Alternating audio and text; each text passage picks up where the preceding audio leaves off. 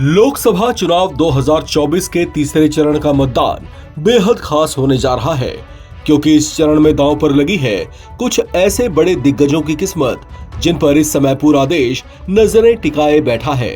ये वो दिग्गज हैं जिन्होंने इस चुनावी मुकाबले को बेहद रोमांचक बना दिया है। तीसरे चरण में कई दिग्गज नेताओं की साख दांव पर लगी है। इनमें खुद केंद्रीय गृह मंत्री अमित शाह भी शामिल हैं।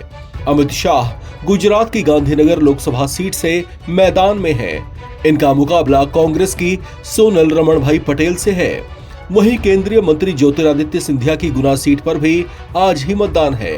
पिछले चुनाव में वे कांग्रेस पार्टी से उम्मीदवार थे और चुनाव हार गए थे। इस बार इनका मुकाबला कांग्रेस के यादवेंद्र राव देशराज सिंह से है। गुजरात की पोरबंदर सीट पर केंद्रीय मंत्री मनसुख मांडविया उम्मीदवार हैं। इनका मुकाबला कांग्रेस के ललित वसोया से है।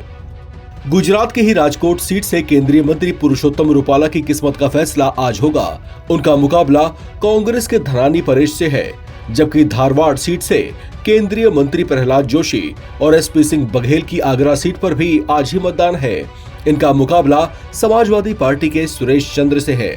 अब बात करते हैं विपक्ष के कुछ ऐसे बड़े और चर्चित चेहरों की जिनकी सीटों पर तीसरे चरण में ही मतदान है।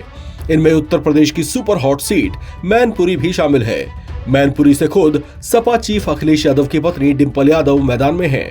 उनका मुकाबला बीजेपी के जयवीर सिंह से है। दिलचस्प बात यह है कि बीजेपी ये सीट कभी नहीं जीत पाई है।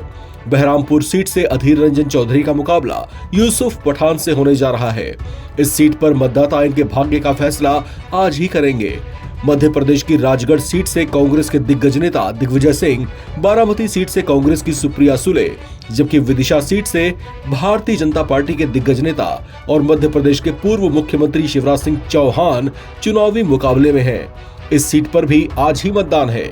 लोकसभा चुनाव के तीसरे चरण में इन राजनीतिक धुरंधरों की किस्मत का फैसला होना है, जिनकी हार या जीत इनकी पार्टियों की साख पर गहरा प्रभाव डाल सकती है।